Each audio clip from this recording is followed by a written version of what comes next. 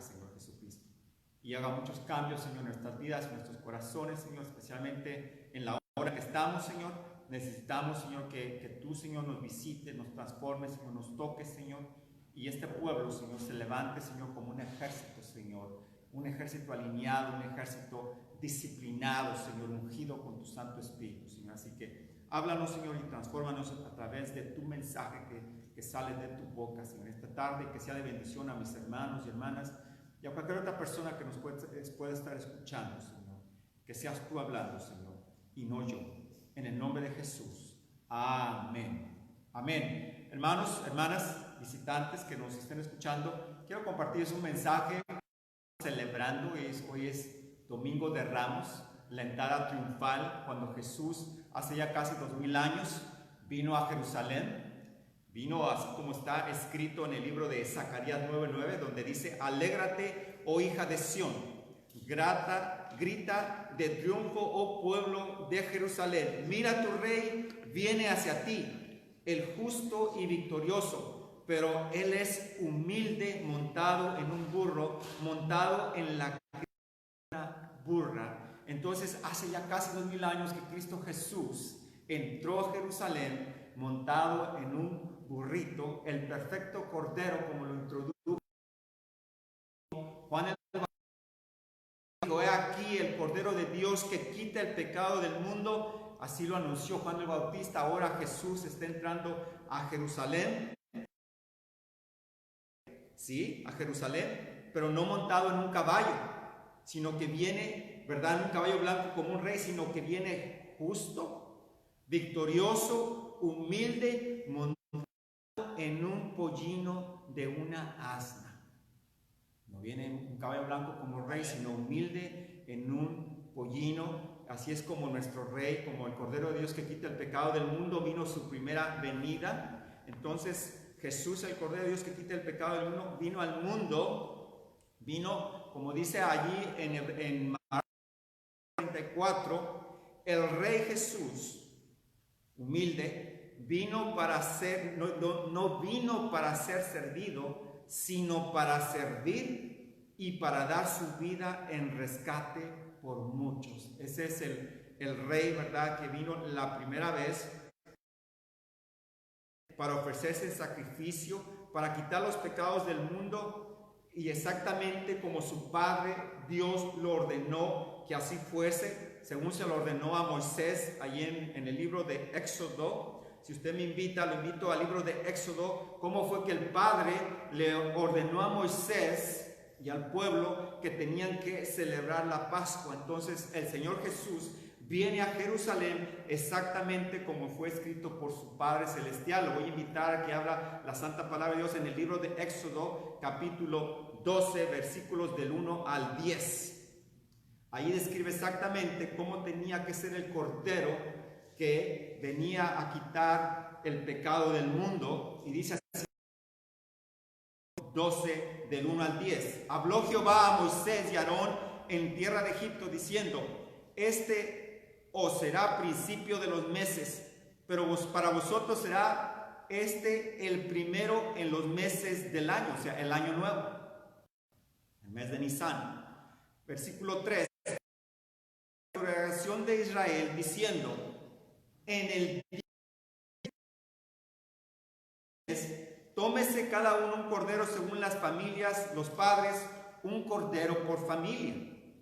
Mas si la familia fuere tan pequeña que no baste para comer el cordero, entonces él y su vecino inmediato a su casa tomarán uno según el número de las personas.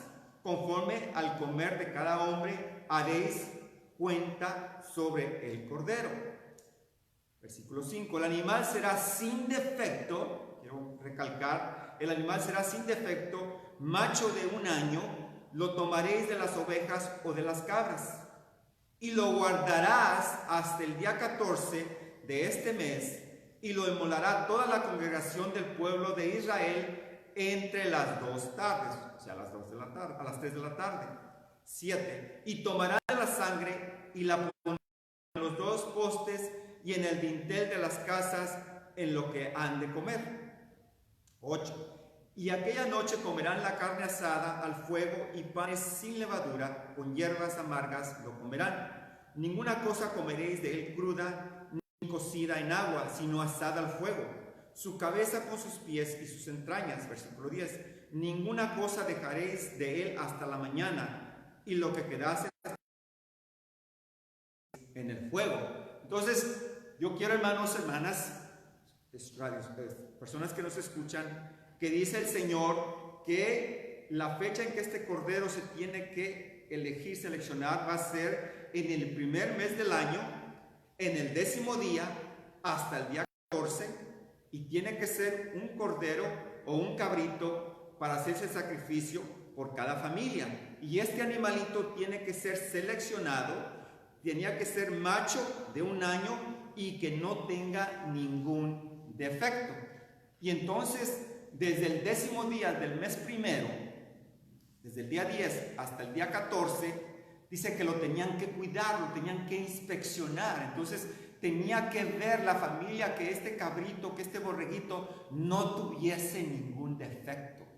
Porque si tenía un defecto, este cabrito borreguito de 1 año no calificaba para ser sacrificado. Entonces tenía que ser un animalito perfecto, ¿verdad? Que no tuviese mancha, para que pudiera calificar a hacer el sacrificio y ellos, los israelitas, pudieran aplicar su sangre en los dinteles de la puerta para que el ángel de la muerte no pasase por esas familias. Entonces Dios, nuestro Padre, ¿verdad?, dice que Él proveyó un cordero para nuestros sacrificios, para que nuestros pecados fueran limpiados, así como Abraham le dijo a su hijo Isaac cuando lo llevaba al monte Moria para sacrificarlo, cuando Dios le pidió a Abraham que le diese su hijo, y entonces cuando Isaac vio la madera y vio el altar, y le dijo: Padre, tenemos la madera, tenemos el altar, pero ¿dónde está el sacrificio? Y Abraham le contestó allí en Génesis 22:8, dijo: Dios se proveerá con un sacrificio a sí mismo, con un cordero a sí mismo. Entonces también, ¿verdad?, Dios proveyó a su hijo para que fuese el sacrificio perfecto para nosotros, para nuestros pecados. Entonces tenía que ser inspeccionado, ¿verdad?, del 10 hasta el 14 día. Entonces, ahora Cristo Jesús, así como está escrito en el libro de Éxodo, viene la entrada triunfal a Jerusalén. El Cordero Perfecto que quita el pecado del mundo viene a Jerusalén. Si usted lo invito, Mateo capítulo 21, dice, ¿verdad?, cómo vino el Cordero de Dios que quita el pecado del mundo. Vino exactamente como el Padre se lo había ordenado, según Éxodo capítulo 12, y allí en Mateo 21, versículos del 1 al 11, describe, ¿verdad?, cómo es que vino Jesús a Jerusalén. Dice así, Mateo 21, del 1 al 11, dice: la entrada triunfal en Jerusalén.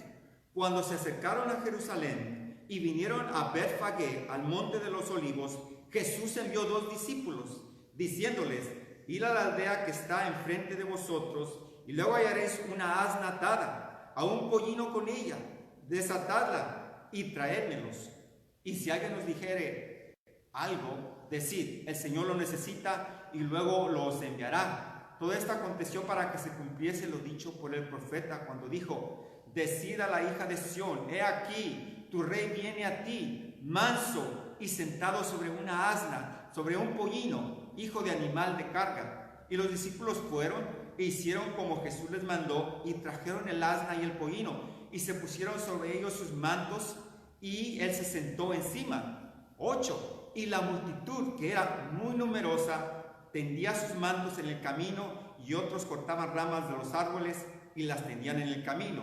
Y la gente que iba delante de él y la que iba detrás aclamaba, diciendo: Hosana al Hijo de David, bendito el que viene en el nombre del Señor, hosana en las alturas. Cuando entró él en Jerusalén, toda la ciudad se conmovió, diciendo: ¿quién es este? Y la gente decía: este es el profeta de Nazaret de Galilea.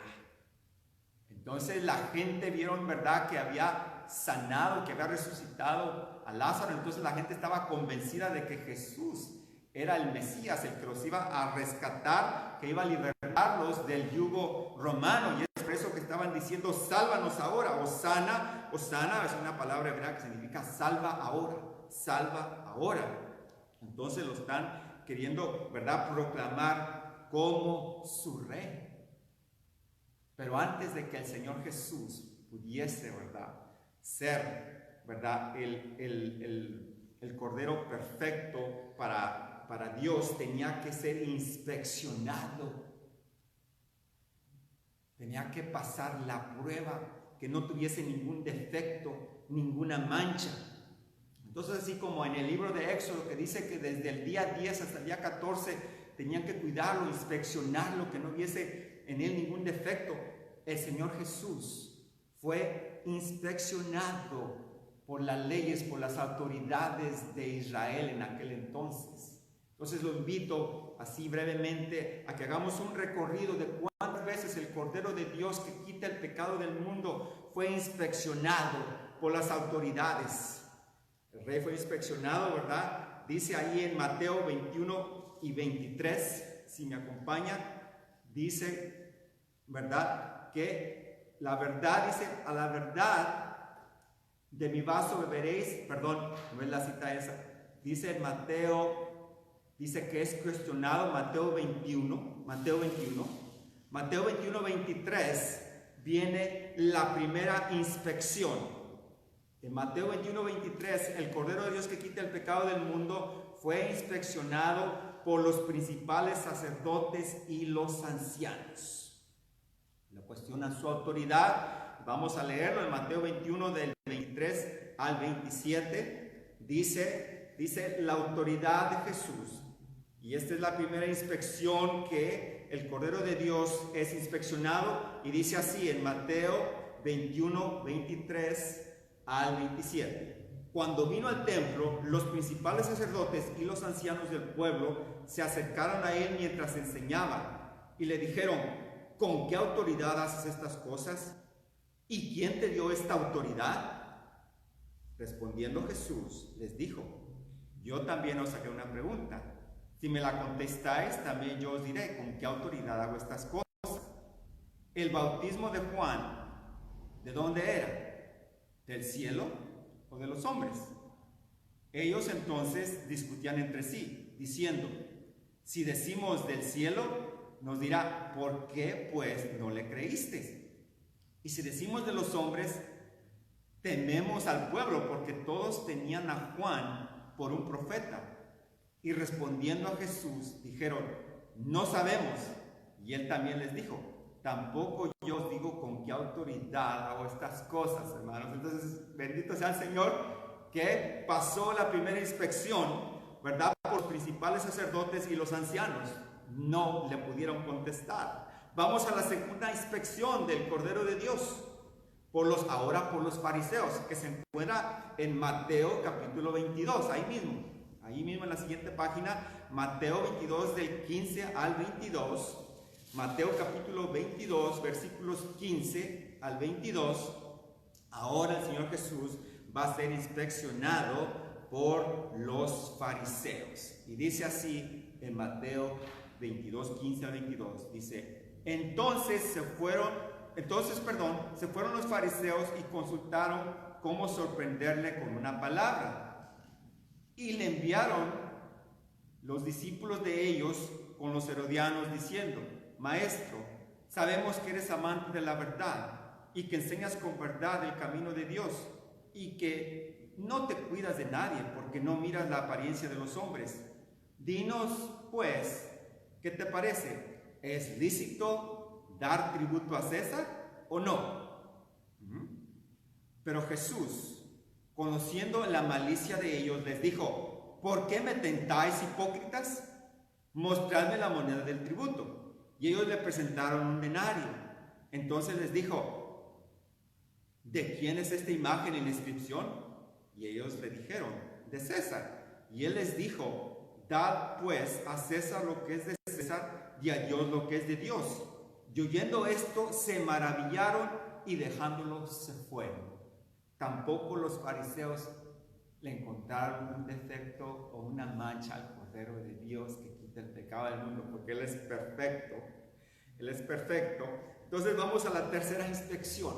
Vamos a la tercera inspección, ¿verdad? De estas personas que estaban celosos de que Jesús les quitase su puesto. Y viene la tercera inspección, que es la de los saduceos. Que es la de los saduceos. Y ahí se encuentra en el mismo capítulo de Mateo, capítulo 22, versículos 23. Ahí mismo, abajito, dice así. Viene a los saduceos 22, capítulo 22, versículos 22 al 33. Y dice así: en aquel día vinieron a él los saduceos, que dicen que no hay resurrección, y le preguntaron, diciendo: Maestro, Moisés dijo, si alguno muriere sin hijos, su hermano se casará con su mujer y levantará descendencia a su hermano. Hubo, pues, entre nosotros 7 hermanos. El primero se casó y murió, y no teniendo descendencia dejó a su mujer y a su hermano.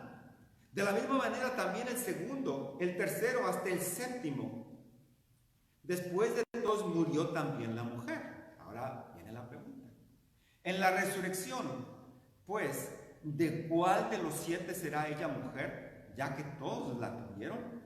Entonces respondiendo Jesús les dijo: erráis, ignorando las Escrituras y el poder de Dios, porque en la resurrección ni se casarán ni se darán en casamiento, sino serán como los ángeles de Dios en el cielo. Pero respecto a la resurrección de los muertos, ¿no habéis leído lo que os fue dicho por Dios cuando dijo: yo soy el Dios de Abraham, el Dios de Isaac, el Dios de Jacob? Dios no es Dios de muertos, sino de vivos. Y oyendo esto, la gente se admiraba de su doctrina. Aleluya. Dios, hermanos, es perfecto. Cristo es perfecto. No hay mancha, no hay defecto en él alguno. Y ahí reflejó la ignorancia de los saduceos por no conocer la palabra ni creer en el poder de Dios. La cuarta inspección. No se rindieron. Usted crea que los fariseos, después de que los cayó referente al tributo al César, vienen otra vez. Y vienen otra vez, así en la cuarta inspección, otra vez por los fariseos. Ahí mismo en el capítulo 22, del 34 al 40. Allí enseguida viene otra vez los fariseos y dice así, Mateo 22, del 34 al 40, otra inspección. Entonces los fariseos, oyendo que había hecho callar a los saduceos, se juntaron a una. O sea que normalmente estaban los fariseos en contra de los saduceos, pero aquí no les importó eso, sino querían, ¿verdad?, atacar al Cordero de Dios que quita el pecado del mundo. 35, y dice uno de ellos, intérprete de la ley, o sea, un abogado, preguntó para tentarle diciendo: Maestro, ¿cuál es el gran mandamiento de la ley? Jesús le dijo: amarás al Señor tu Dios con todo tu corazón y con toda tu alma y con toda tu mente. Este es el primero y grande mandamiento. Y el segundo es semejante: amarás a tu prójimo como a ti mismo. De estos 2 mandamientos depende la ley y los profetas. O sea que no era tan importante, ¿verdad?, cuántos mandamientos había, porque los fariseos de los 10 mandamientos habían hecho como 600 mandamientos. Y el Señor Jesús les dijo: lo principal, lo que importa aquí es que ames al Señor tu Dios y que ames al prójimo. Si haces esos 2, cumples toda la ley y los profetas. Entonces, hasta ahora, mis amados, el Cordero de Dios que quita el pecado del mundo sigue intacto, sigue invicto. No hay quien lo pueda acusar de mancha, de pecado. Él sigue, y entonces, ¿verdad?, Él les hace una pregunta ahora a ellos. Les hace una pregunta ahí mismo en Mateo 22, del 41 al 46. Jesús les regresa el favor, como diríamos ahora nosotros, y les dice así: estando junto a los fariseos, Jesús les preguntó, diciendo: ¿qué pensáis del Cristo? ¿De quién es hijo? Ellos le dijeron: de David. Él les dijo: pues como David en el Espíritu le llama Señor, diciendo: dijo el Señor a mi Señor, siéntate a mi derecha hasta que ponga a tus enemigos por estrado de tus pies. Pues si David le llama Señor, ¿cómo es su hijo? Y nadie le podía responder palabra, ni osó alguno desde aquel día preguntarle más. Bendito sea el Señor, hermanos. El Señor Jesús. No hay defecto alguno en nuestro Cordero, en nuestro Rey. Solamente, hermanos, por la traición de Judas y por falsas acusaciones. Y según el sumo sacerdote Caifás, según él, por blasfemia, porque Jesús hizo llamarse su verdadero título, que él se merece de llamarse el Mesías y el Hijo de Dios. Lo declararon como blasfemia y era digno de muerte. Fue la única forma en que pudieron, ¿verdad?, crucificar al Cordero de Dios que quita el pecado del mundo con falsas acusaciones y malinterpretando la palabra del Señor, hermanos. Pero ni aun Judas, el traidor, lo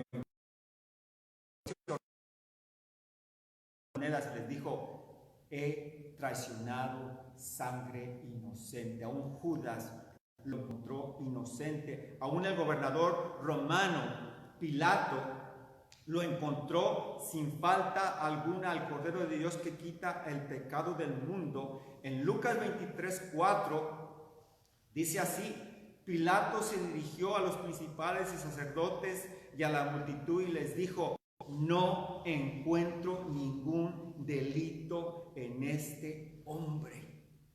Ni aun Pilato lo encontró. Entonces, no sabiendo qué hacer, porque Pilato tenía miedo de una resurrección de los judíos y se dio cuenta de que Jesús pertenecía a Galilea, así que lo envió a Herodes a ver qué hacía Herodes con él. Pero aún Herodes lo encontró inocente y lo regresó otra vez a Pilato. Ni aun Herodes lo encontró, hermanos, culpable. Así que, habiendo sido inspeccionado, mis amados, y hallado sin defecto, sin mancha, el Cordero de Dios que quita el pecado del mundo se ofreció en sacrificio por los pecados de usted y de mí, de todo el mundo. No hay falta en él, hermanos. Él es perfecto. Es todo hermoso. Y es por eso que Él es el Cordero de Dios que quita el pecado del mundo, sin defecto, sin mancha. Pero no mencioné al principio, no mencioné que el Cordero de Dios que quita el pecado del mundo, en su primera venida, cuando vino, antes de entrar a Jerusalén, antes de la entrada, dice que Jesús lloró. Antes de entrar triunfante a Jerusalén, antes de montar al burrico, dice que Jesús lloró. Lo quiero invitar a Lucas 19, versículo del 41 al 44. Dice que Jesús lloró otra vez. Lucas capítulo 19, ¿sí?, versículo del 41 al 44. Y dice así la bendita palabra del Señor.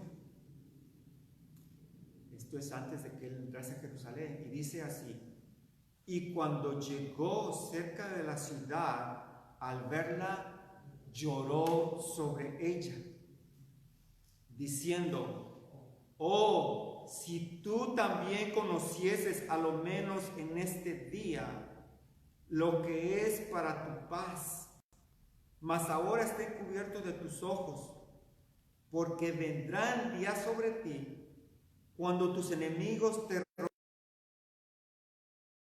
y te sitiarán por todas las partes, te estrecharán y derribarán a tierra a tus hijos dentro de ti y no dejarán en ti piedra sobre piedra, por cuanto no conociste el tiempo de tu visitación.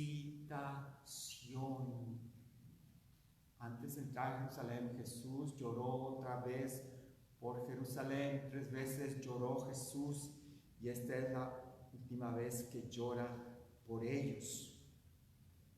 Y también no mencioné que una vez que miró y lloró por Jerusalén, la primera cosa que hizo Jesús al entrar a Jerusalén fue limpiar otra vez el templo. Si me acompaña, por favor, en Mateo 21, 12 al 13. Mateo 21, de 12 al 13. No me equivoco. Mateo 21. Mateo, del 12 al 13. Dice, este es después de que Jesús lloró y se lamentó por Jerusalén. Dice, entró Jesús en el templo de Dios y echó fuera a todos los que vendían y compraban en el templo y volcó las mesas de los cambistas y las sillas de los que vendían palomas. Y les dijo, escrito está, mi casa, casa de oración será llamada, mas vosotros la habéis hecho una cueva de ladrones. Eso hizo Jesús antes de entrar a Jerusalén. Ahora nosotros, hermanos, ¿por qué estoy leyendo esto, hermano? Primero porque estamos conmemorando que el Señor Jesús entró triunfante hace casi 2000 años a Jerusalén para ser inspeccionado por las personas, por las autoridades de Jerusalén, y no encontraron ningún defecto en él. Y es por eso que él es el sacrificio que quita el pecado del mundo. Amén. Pero nosotros, hermanos, en vista ahora de lo que está pasando en estos días, estamos y debemos, hermanos, hermanas, personas que nos ven, estar esperando a nuestro Rey y Señor para irnos con Él en el rapto. Debemos de estar esperando su segunda venida. ¿Sí? Él vino primero montado en un pollino, manso y humilde, justo, en un pollino. Pero ahora ya no va a venir así, hermanos. Ahora va a venir como Rey, como Señor. ¿Y cómo es que el Señor, hermanos, nos va a encontrar? Él fue inspeccionado, fue probado sin mancha. ¿Será que usted y yo ahorita no tengamos tampoco ningún defecto, ninguna mancha, si el Señor viniera y nos inspeccionara?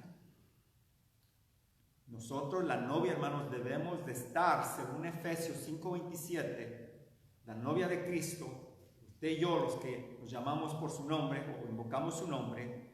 Efesios 5:27 dice que Él viene por una iglesia gloriosa, sin mancha, ni arruga, ni ningún otro defecto. Será en cambio santa e intachable. Ese es por la esposa, por la novia que Cristo Jesús viene. Y agrego, en primera epístola a los Tesalonicenses 5:23, también son requisitos que el Señor viene a, ¿verdad?, por nosotros, que debemos de tener. En primera Tesalonicenses 5:23 dice así: santos en todos los aspectos, santos, todo su espíritu, alma y cuerpo se mantenga sin culpa hasta que nuestro Señor Jesucristo venga, hermanos. Entonces, usted y yo tenemos que estar también, nuestro espíritu, nuestra alma y nuestro cuerpo tienen que estar, hermanos, sin ninguna culpa de pecado. Tenemos que estar limpios y santos, aceptos, sin mancha, cubiertos con la sangre de Jesús, morando en la vid verdadera, comiendo de su cuerpo y bebiendo de su sangre. Así es como tenemos que estar nosotros, los hijos, los que nos llamamos la novia de Cristo Jesús. Y no sea, hermanos, hermanas, personas que nos escuchan, así como cuando el templo, cuando se miraba de lejos, el templo, ¿verdad?, se miraba impresionante de afuera. Era una maravilla los templos de Jesús. Pero dentro, hermanos, una vez ya adentro del templo estaba lleno de ladrones, de personas que habían hecho la casa del Señor, ¿verdad?, una cueva de ladrones. Por fuera muy hermoso, muy glorioso, pero por dentro lleno de ladrones. O como la higuera que Jesús maldijo, que de lejos se miraba frondosa y verde, pero una vez que el Señor Jesús fue a buscar fruto en ella, no tenía fruto. Solamente era pura fachada. No sea, hermano, hermana, que usted y yo seamos el templo en los tiempos de Jesús, que esté lleno de abominaciones, de idolatrías, que estemos ocupados en todo, menos en que Jesús habite en este templo, que este templo sea su morada y que estemos dando fruto de arrepentimiento, fruto de vida eterna. Así que, hermanos, debemos de orar que el Señor haga su obra perfecta en esto que está pasando con nosotros, hermanos. Esto es una bendición, hermanos.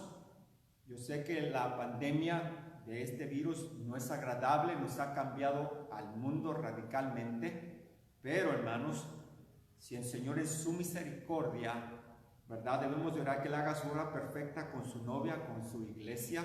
Si el Señor ha permitido, hermanos, que ahora nosotros estemos en tiempos proféticos, nos ha dado una oportunidad dorada, hermanos, de que su iglesia no salga como entró en esta pandemia.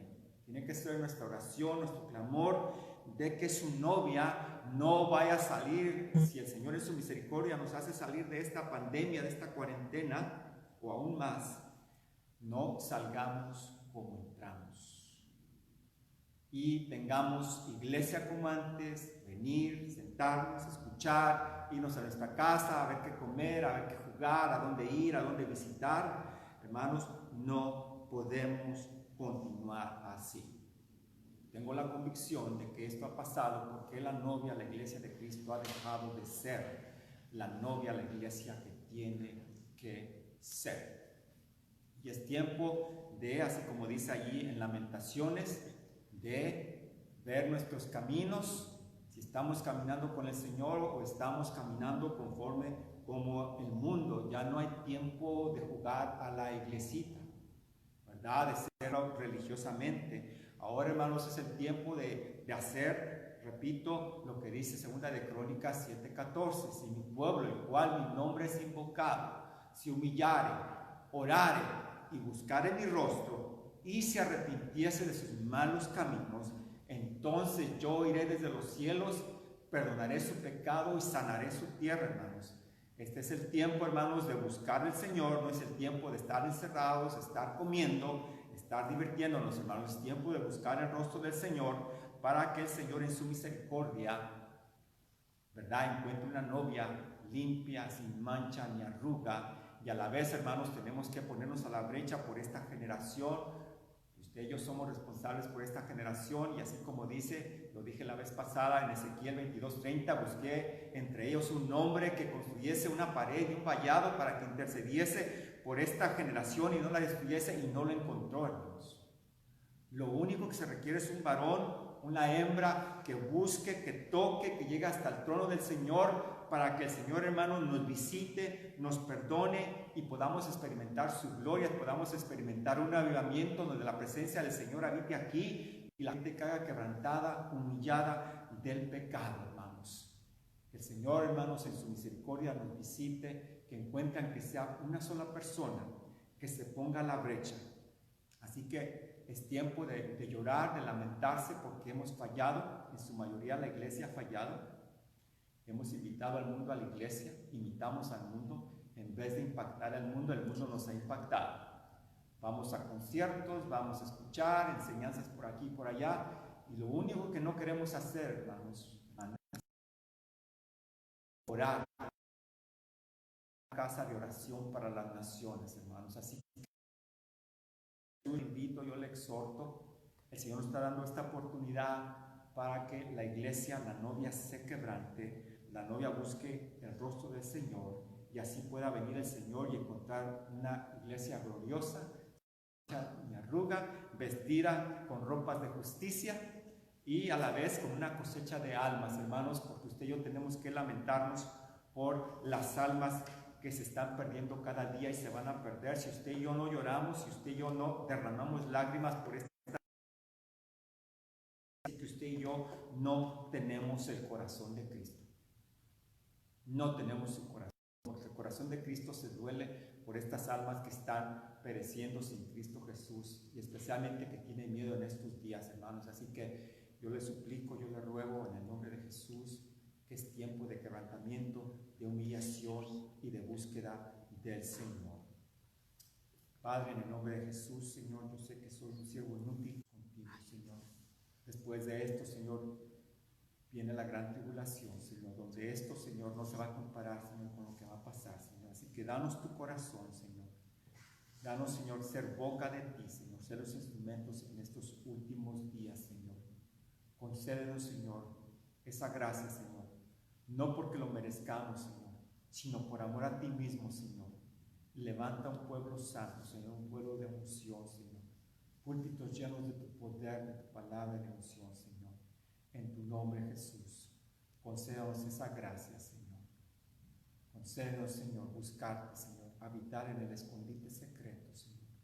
Morar, Señor, bajo la sombra de tus alas, Señor, para que ninguna plaga, Señor, ninguna pandemia, Señor, alcance, Señor, a tu gente, Señor, a tu pueblo amado, Señor. Permítenos conocerte, Señor. Y ahora, Señor, ver el tiempo, Señor, en que está pasando esto, Señor. Y que no, Señor, que tu iglesia, tu novia, no desperdicie, Señor, esta oportunidad que nos estás brindando, Señor, para honra y gloria tuya, Señor. Hemos orado, Señor, hemos compartido, para que tú solamente seas exaltado y glorificado. En el nombre de Jesús.